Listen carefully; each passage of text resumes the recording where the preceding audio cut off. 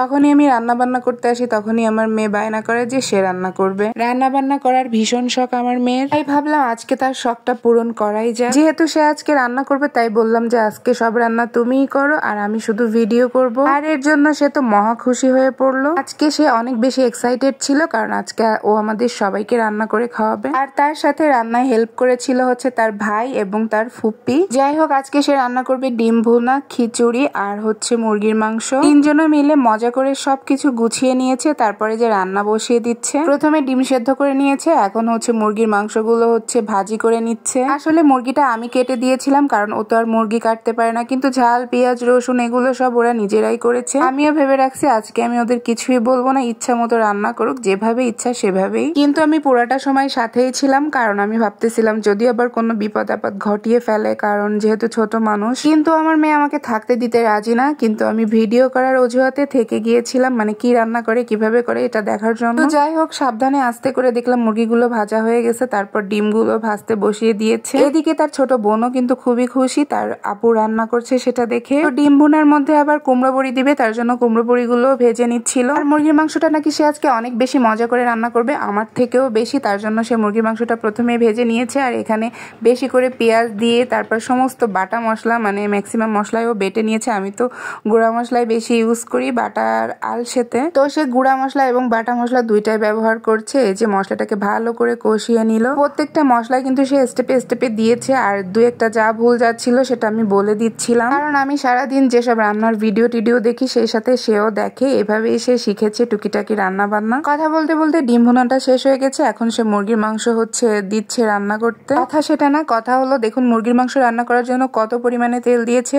আমি বলতেছি এত তেল দিলে কেন? ও বললো যে যত তেল দেওয়া হয় তরকারিতে নাকি তত বেশি মজা হয়। কপাল, এখন সেও আমাকে টিপস দিচ্ছে। ও যখন রান্না করছিল আমি যদি একটু খুন্তিটা ধরতেছিলাম, বলতেছিল যে না তুমি ধরো না, আমি রান্না করবো, তারপর পরে আবার বলবা যে আমি বলে বলে দিছি। তো এখানে সে মশলাটা ভালো করে কষিয়ে তার মধ্যে দেখলাম ভাজা মাংস দিয়ে দিল।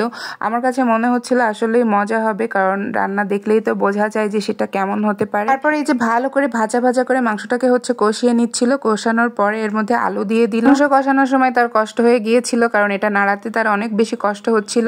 পরে ওর ফুপি হচ্ছে ওকে হেল্প করে দিয়েছে। আর এখানে যে নতুন আলুগুলো ব্যবহার করেছে এগুলো কিন্তু ভেজে নিয়েছিল, এটা তো দেখাতে ভুলে গেছি। রান্না মোটামুটি ভালোই করছিল, যদি গ্যাসে হতো তাহলে আরো বেশি ভালো করে রান্না করতো, কিন্তু বাইরে রান্না করতেছে, মানে কাঠের চুলায় রান্না করতেছে, তার জন্য একটু সমস্যা হচ্ছে নাড়ানোর জন্য। আর এখানে যে খিচুড়ি তুলে দিয়েছে, পোলাওর চাল দিয়ে আর মুসুরি ডাল দিয়ে খিচুড়িটা রান্না করছে। প্রথমে মশলাপাতি ভেজে নিয়েছে, তারপর হচ্ছে ডাল দিয়ে ভালো মতন এটাকে মশলার সাথে কষিয়ে নিচ্ছে। আমি যখন খিচুড়ি রান্না করি তখন নারকেলের দুধ ব্যবহার করি, কিন্তু আজকে আসলে নারকেল ছিল না ঘরে, তার জন্য হচ্ছে ও এমনিতেই রান্না করছে।